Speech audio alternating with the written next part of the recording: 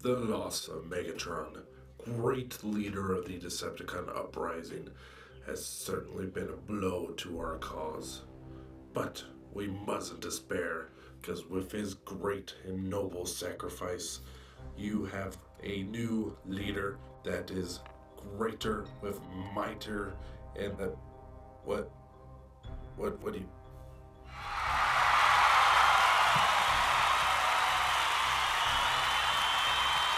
Oh, hello, the Allspark.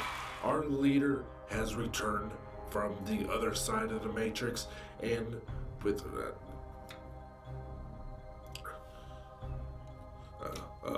cut feed. Welcome to another Transformers Prime review. This time we're looking at the brand new Voyager class Starscream figure from the Robots in Disguise subline. Now this is the same jet that the first edition was based off of, but this one pulls off completely differently. The wingspan on this is impressive. It is very sleek. From the front it looks amazing. From the sides it look really good as well. On the bottom, you do see basically legs, but they're incorporated a little bit better than they were in the first edition. But you also do see the head right there, and from the top, it looks a little bit bulky because you can see the legs here on the sides. But I don't mind that view, especially like this how the way these like kind of angles were incorporated into the design. It just makes it look more menacing, more like an evil jet. He does have some faux landing gear that's molded into his legs and his crotch area here. They're just molded wheels. They don't actually roll, nor do they tuck away. Just are there just to be there. It is a very nice looking jet. If you compare him to the first edition, you can see some of the differences.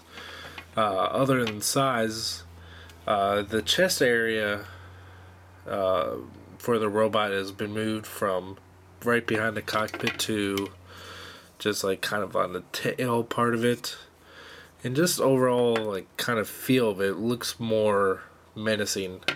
And I think they incorporated more of a realistic jet feel to it with the upscale conversion to Voyager class, which I was kind of apprehensive about, but I really do like this jet mode better than the first edition, just because the bulkiness of the legs and this little chest area here just kind of bugged me.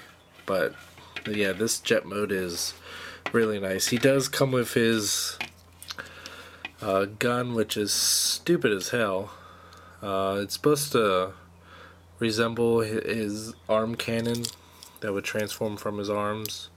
You can see the LED there, and you can peg that to the top, and yeah, that looks retarded. So yeah, that's useless. You can also peg him on where the missile pods are, but or you could leave it how it is. But yeah, this is like I said before, this is a very nice looking jet. You know that you can see the chest area here. You see a little bit of robot kibble from space, from some angles. It's very impressive looking and very suitable for a Starscream character. And I definitely like this more than the first edition figure.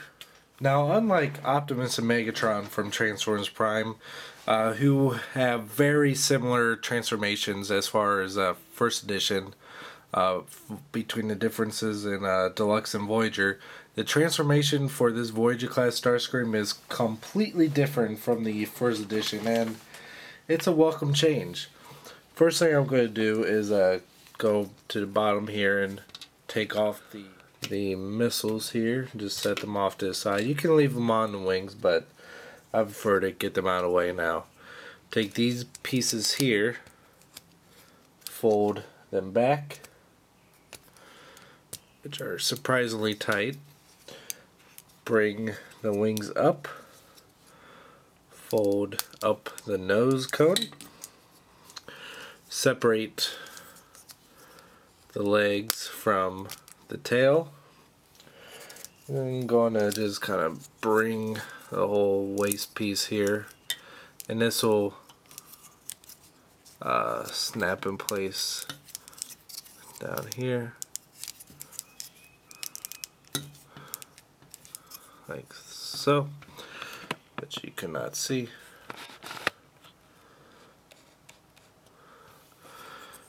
Rotate the legs around, bring up these like kind of knee spikes.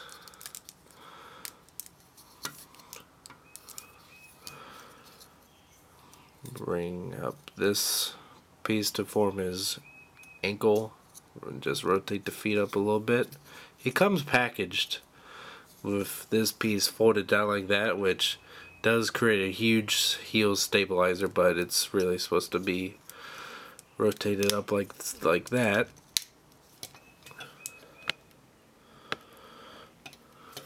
Go to the top here, separate the tail, and get the arm bits out of the way, and the chest piece will plug in. Oh, popped off his arm.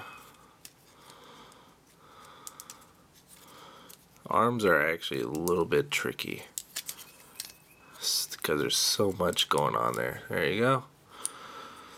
Fold up the shoulder pieces, bring out the arm, bring that down if you haven't done so already. Okay, and do the same thing to this side.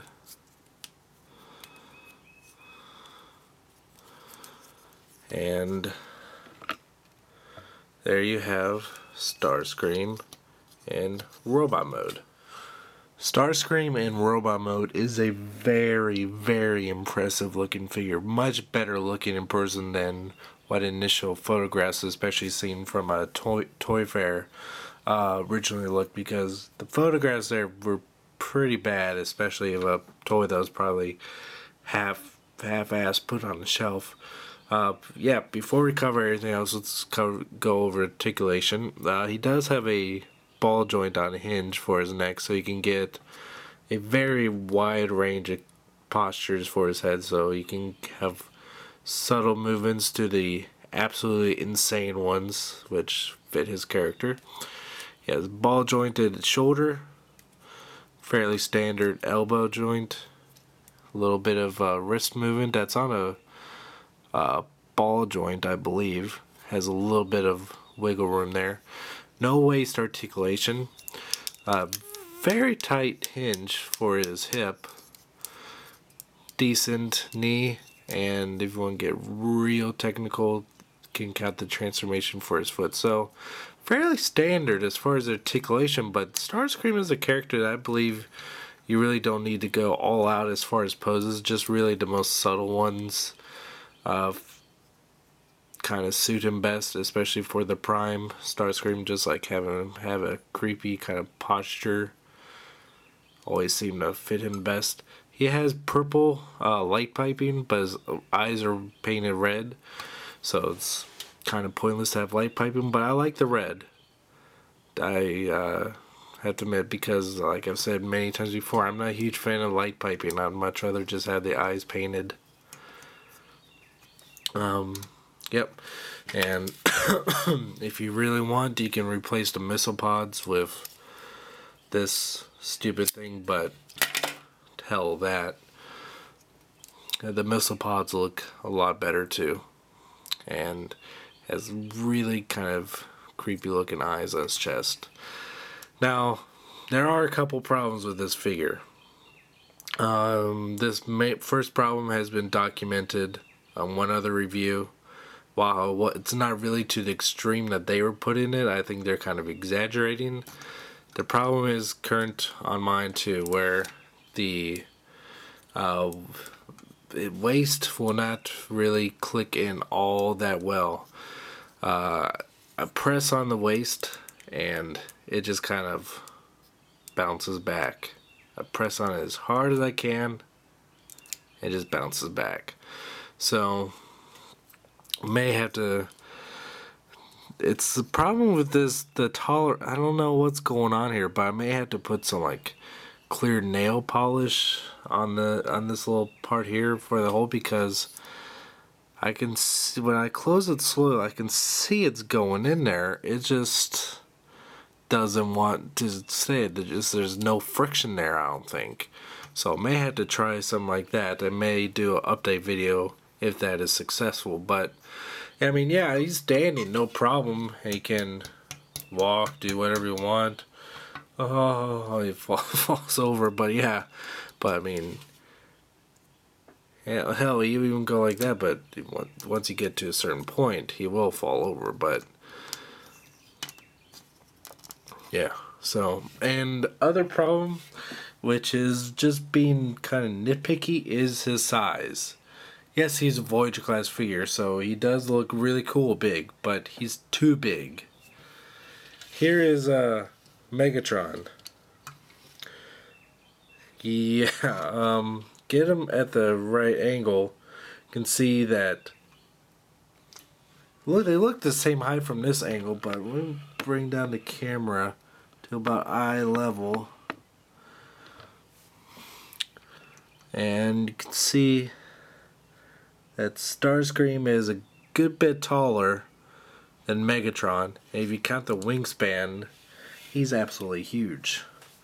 And this is a prime example why I wish they would have made like a weaponizer Megatron, which is about an ultra class, so he could be at least like, you know, this big comparatively to Starscream, or hell, to even Optimus.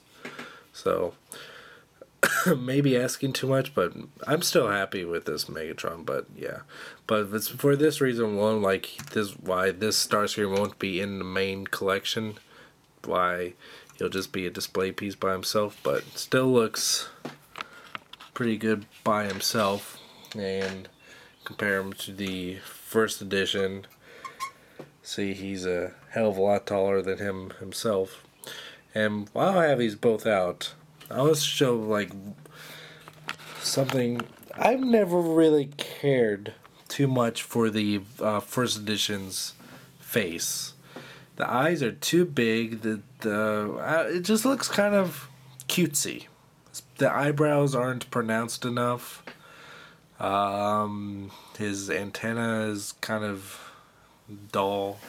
But we go over to the new one, you can see his eyes are perfect. They're kind of beady and wide apart, that just kind of give him that uncomfortable look. He has a really kind of appropriate grin. He has more facial details, and his forehead crest is perfect. Even though it's gray, I don't care if it's gray. I'm not going to go get my red marker and paint it red. So that's that. Overall, I'm very, very impressed with this figure. As far as both modes are great. The transformation is very different. Just a couple of nagging issues. Like I wish they would have. I mean, now we know that this is a potentially universal problem with his waist, that you may have to mod to make it work.